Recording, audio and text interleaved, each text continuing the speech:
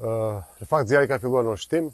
Sipas indicave që kemi ne, ka marrë në vorezat e ushtimës, mund të jetë një gabim njerëzor, me një qiri ndezur ndoshta.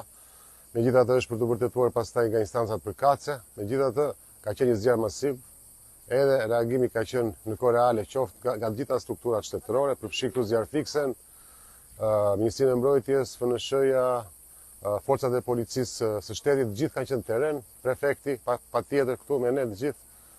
Dhe një pjesë e mirë pothuajse është vënë në menaxhim, sepse kemi evituar pjesën e banesave dhe njerëzve, pra që nuk ka pasur probleme me këtë aspekt. Megjithatë, udhëheqësia vazhdon të ketë problematika, siç e shikoni ju, kemi dhe një helikopter që po lufton nga ajri për ta normalizuar situatën. Pra jemi gjithë këtu.